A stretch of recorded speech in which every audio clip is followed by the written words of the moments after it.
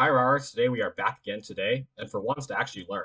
We'll be going over the most popular opening mistake on lichess, made 262,400 times.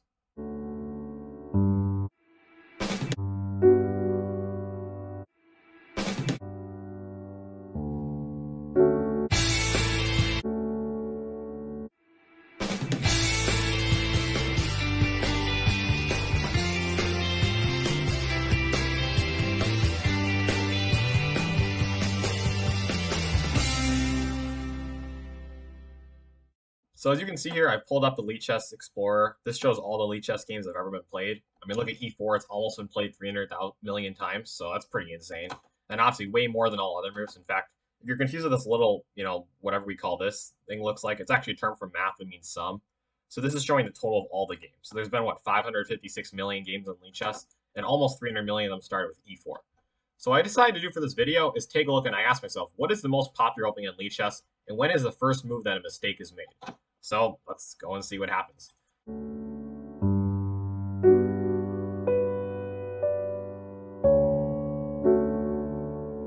E4, E5, all expected, I suppose. And we'll just keep going. Knight C6, Bishop C4. So, I mean, as expected, grandmasters like playing the Ruy Lopez, obviously. But on lichess, who needs the Ruy Lopez? You could just play more fun and go for the attack, right? Bishop c5. I guess most players in lichess, they don't want to allow this, right? They don't want knight f6, knight g5. Because as you can see in lichess, most people actually play knight g5.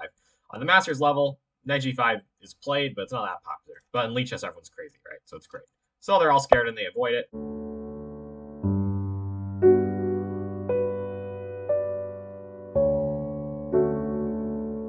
Then c3, preparing d4. And at master level, I mean, no one plays d4 anymore. They used to, but now they all play d3. But on lichess, they're like, nope, I am ready. And d4 is not a bad move. It's just more force. E takes d4. And now I think it's been discovered e5 is the best try for a win for white, because black actually has to be a little bit careful with the center here. And the game goes on, but white has good chances for an edge. But everyone's always played c takes d4. Why stop now? Bishop e4 check. And here's the point where most people make a mistake. Knight c3 is an error. So there's, three reasonable moves to try to block the check. Knight c3, bishop d2, and knight bd2. I will actually be releasing a course soon on the move knight bd2. You might think this move is insane. It's the third least common, and it seems very strange, but it does have its ideas. What it does is, well, the main thing is to get out of theory, obviously. I'm not kidding. That's the main reason. There's not some grand strategic idea. It's just to get a position that black doesn't know what we're doing. And, if black takes an e4, we can out-prepare them with castling, and then we start d5 and we start scaring them soon, like they move their knight. And the game goes on, but there's a lot of ways to confuse the opponent, which I will definitely be showing later. But the most popular move is bishop d2 instead. Okay, at the top level anyways. Everyone plays bishop d2 at the top level. And the problem with this move, though, is it's been shown that after a lot of trades, black is just fine. You just stop everything. And indeed, after white takes in d5, which you sort of has to do, knight takes d5. There's been a lot of games here, but it's dynamically equal. White has pressure in the E and C files, which can be pretty useful sometimes. But black has the really obvious advantage against the d4 pawn. And, you could probably play bishop g4 usually, and d4 could get in some trouble. And in practice, black has proven that this position is more than fine for him. So white players have mainly dropped this line because they just would rather look for a boring advantage in the Ruy Lopez, where you can memorize, 30 moves instead of 20 and bore your opponent to death. But let's take a look at knight c3, the focus of this video, because it is played 262,400 times. Oh, wait, 200 times. Did I say that wrong? Whatever. Let's not pretend I don't know what I'm talking about. This obviously is the most logical move to some extent, right? The knight develops the most active square. It doesn't block the bishop from developing, but the knight is vulnerable here, right? Only one defender, and if black is smart, he will take on e4, and he will start pressuring this. And I mean, white is just showing his willingness to give up pawns. This was played all the time hundreds of years ago in the 1800s, where back then no one cared about pawns and then no one cared about objectivity. They just cared about attacking. But black does have to react carefully because black's plan is black needs to develop, right? White at least does have these pawns here, and he's going to have quicker developments. Black needs to castle, get his pieces out, and do it safely. And the one move that black will always want to play in all these lines is, just remember this for black, we always want to play d5.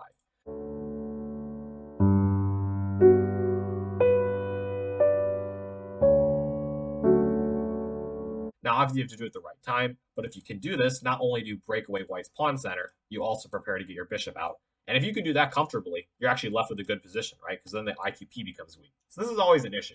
But obviously, we can't do d5 right away because this opens the e file when black is the one that's behind development. After knight takes d5, white castles, and already white's threatening stuff. So black gets a terrible version of the main line where he has to give up his bishop pair. Otherwise, rook e1's going to destroy him, or he loses his knight. And after b takes c3, black pretty much has to castle, which would be threatening the pawn. But then, white has a bunch of decent moves for a good position. Probably the best is actually the move rook e1. Simply saying, go ahead and take my pawn. And oh, by the way, if white ever lets black take the pawn, he should just be happy with that. Because if black takes it, I mean, look at this. Queen d3. This forces the knight to go back to d5. Bishop a3. We can just see all the pressure, right? And already it's completely losing for black because he can't even move this rook. Because if he does, then the queen is defending 2 pieces, and obviously can't do that, and white would just win a free piece. So as we can see here, black has to be really careful. If he just plays boring normal moves, white's pressure can be too much. And the same thing with castling. This just allows white to get a huge advantage. There's a lot of good ways to get an edge here. e5 is the most common move, but actually probably even better is the move bishop g5, because white is just saying you're not playing d5, and that's white's main point. He just wants to stop black from playing d5. If he can, he's going to be better. For instance, black should probably play h6 here to kick the bishop. White can just take it, because all white is saying is I don't care if you have a bishop pair, I have better pieces, you're getting destroyed. And indeed, black is in terrible shape here. He'll probably play d6, but now we stop him from playing d5. Now knight d5, and you can already see the point, right? We have a great pawn center.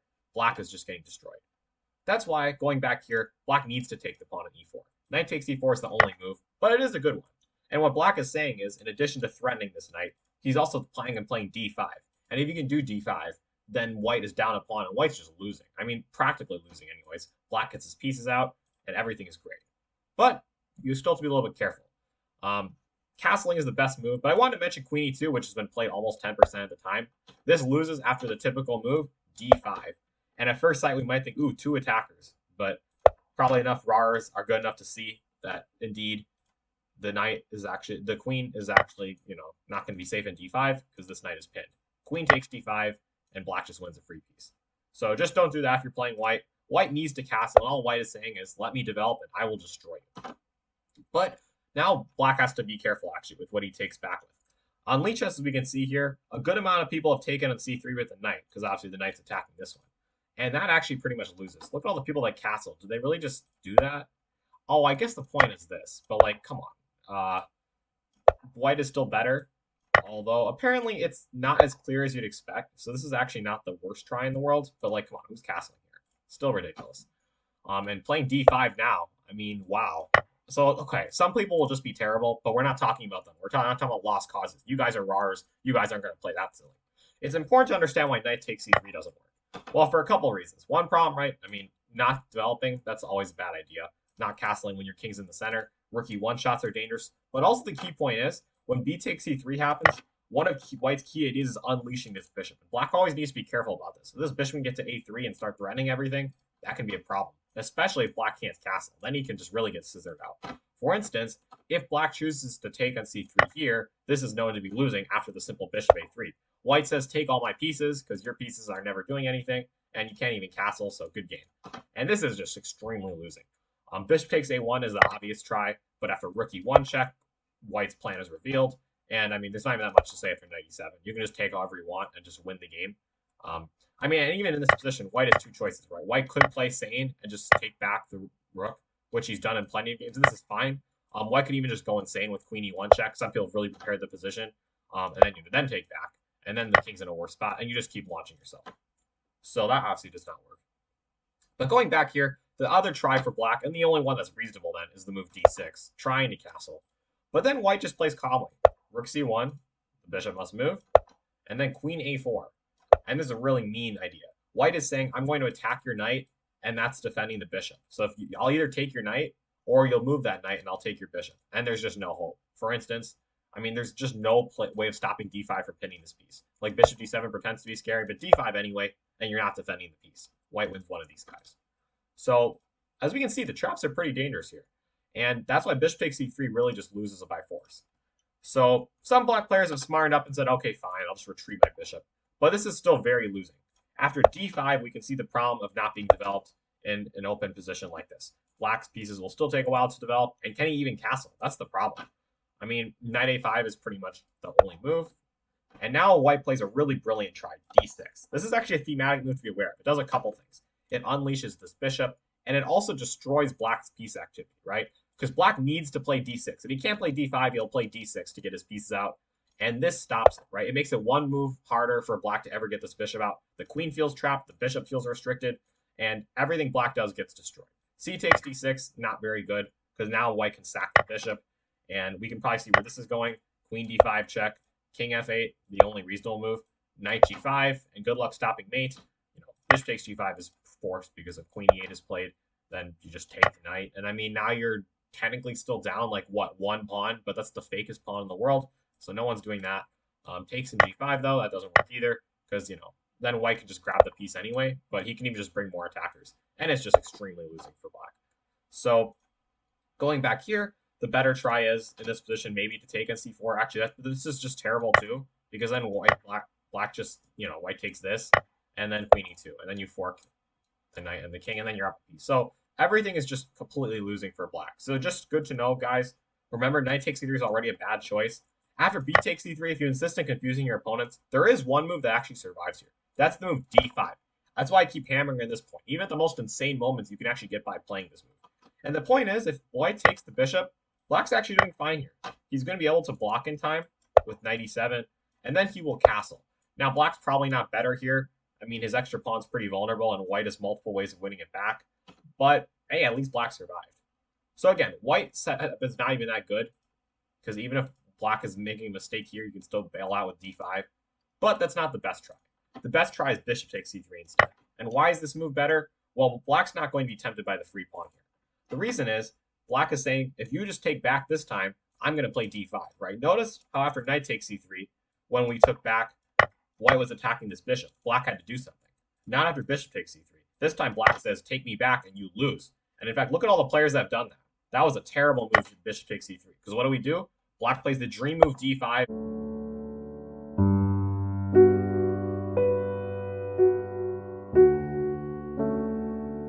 And there's a ton of games here, and white has a ton of trouble because he's down a pawn and pretty much has no compensation. He does have the bishop pair, but I mean, black has a great center, and he's just going to develop.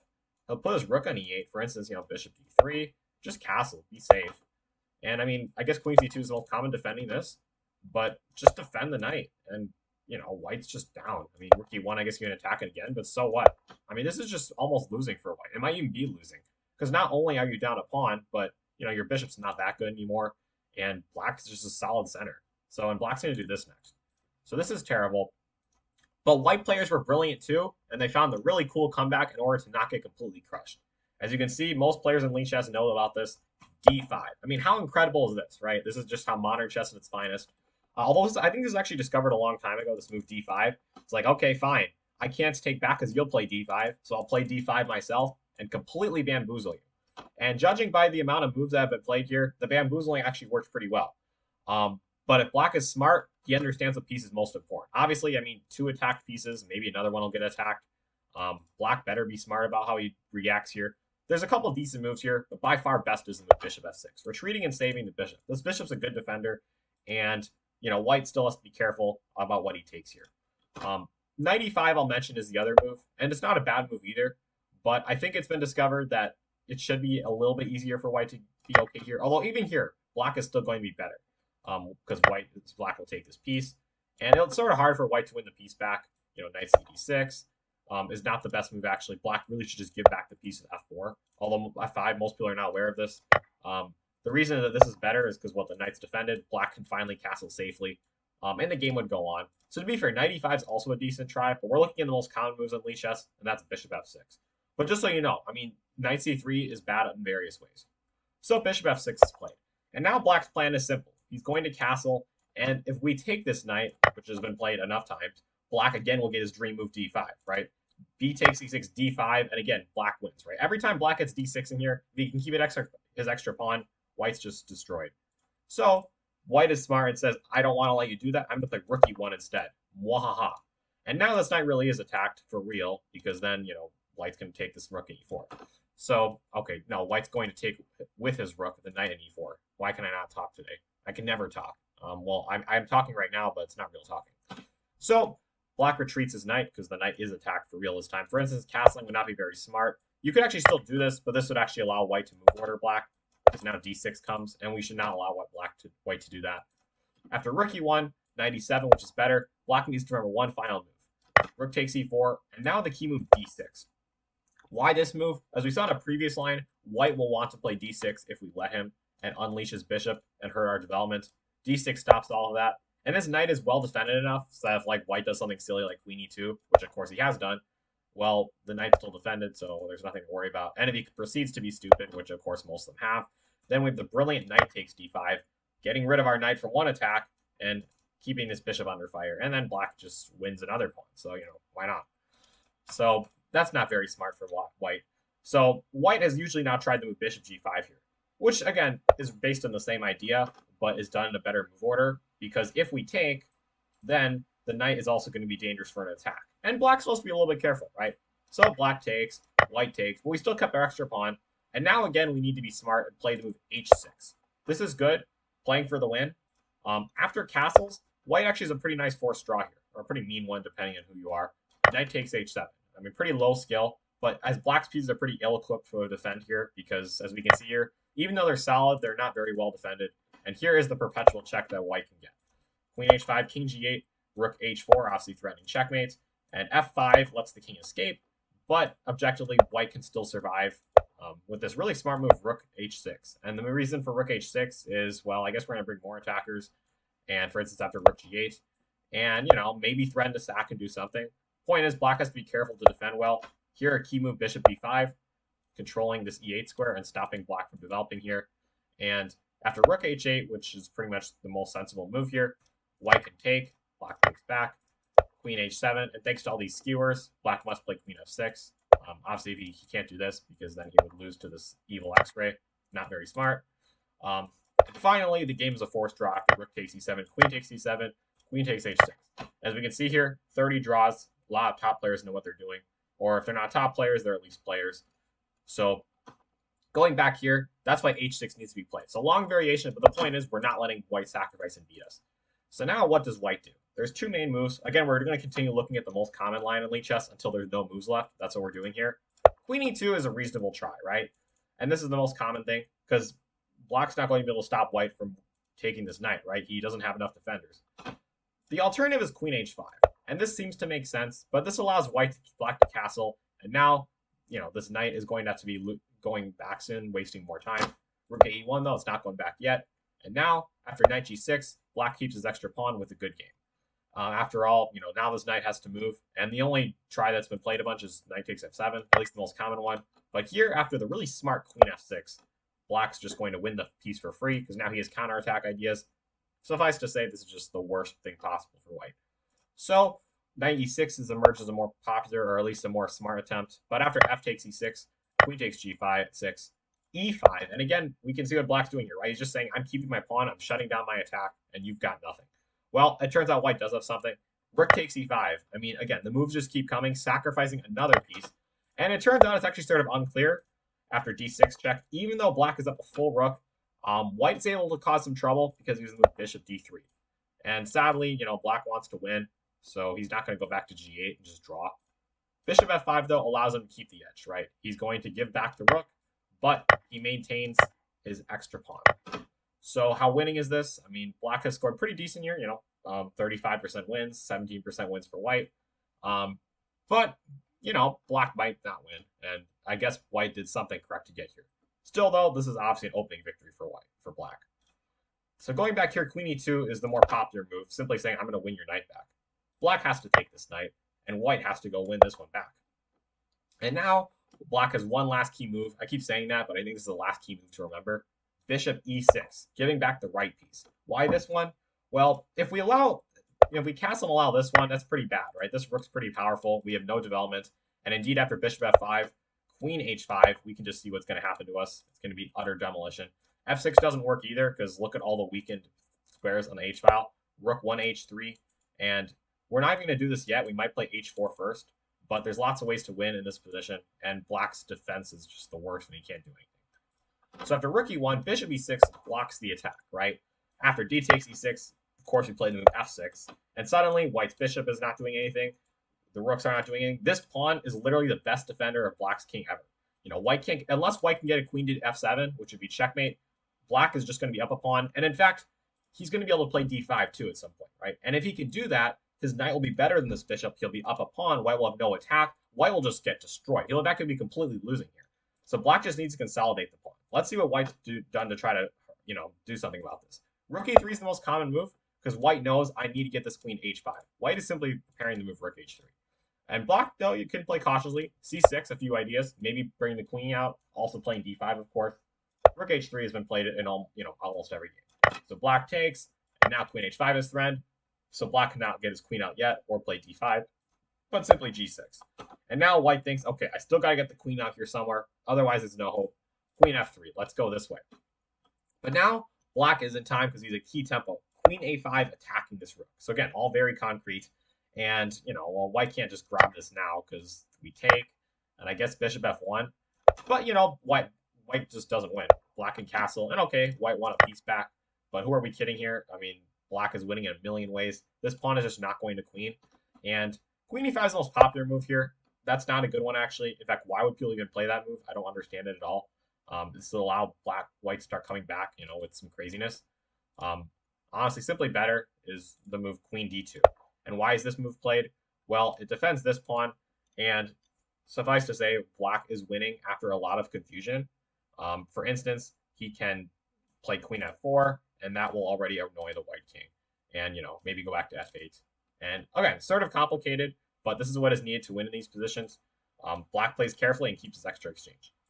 So, rook d1 is played in most games because white doesn't feel like giving up a rook. And now black does play queen e5. And this is a super queen, right? The attack has totally failed. Black threatens the thematic d5, destroying this bishop. And, black will then have a better minor piece, and he'll be up a pawn. And this is a completely losing position for white. But let's keep going down the most popular moves, because it's sort of fun to see. We're finally, after 21 moves, we only have 19 games left in the most popular move for white. Queen a3, trying to stop black's plan of castling queenside, and also threatening d6. But, of course, we just played d5. White has usually played, bishop f1 or bishop d3. I guess we'll go with bishop d3. It doesn't really matter because black's just going to take the pawn. And now white has usually played queen b4, trying to harass this thing. Queen d7 is played by black, simply defending. And after rook e1, trying to put pressure, king f7. We finally have ran out of games because I guess after 25 moves, the database shuts off. But we've left in a completely winning position for black. And the plan's pretty simple. I mean, probably rook e8 next. But also, there's the plan of pushing these pawns and even going for an attack. This is a little bit weak too. For instance, I guess we'd pull up one of those wins for black. Let's see what happened. Or did black completely screw it up? Let's see. King f7, h4. Yeah, an a5 I guess is the best move. So black definitely was prepared here. Queen d4, g4. Makes sense, right? Just not allowing white to open the position. And, h5, I guess he's trying to open it up more. It didn't work. Okay, no, g takes h5. And it looks like black just had pretty good technique here. And yeah, he brought this rook to the king side, defending everything, and white realizes the attack was completely destroyed. And with, knight g6 coming next, there was going to be no hope. So let's see how this game ended. Even though white was higher rated, it didn't mean too much. Queen g4, and white resigned. So as we can see here, the Giuoco Piano is certainly an interesting opening, and it's very fun to play the Giuoco Piano. I mean, it's really fun to play the normal piano. So if you can play chess and music at the same time, then it's like a double combo. Unfortunately for white, if you're going to play this opening, do it correct.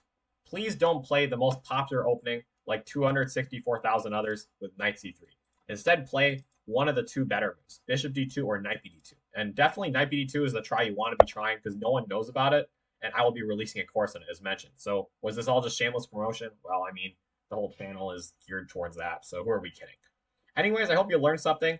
And in the comment section, if you want to be rewarded or extra reward, please let me know what other openings you'd like to see. I'm open to analyzing everything, and obviously RAR is a wealth of knowledge to draw from that, dates back to thousands of years. RARs have existed forever. And if you want to hear knowledge from the greatest of them all, which is me, then let me know what you'd like to see next. I guess that's it. Thanks for watching, and we will be back next time. At least I think we will. I mean, will anyone stop me? I hope not.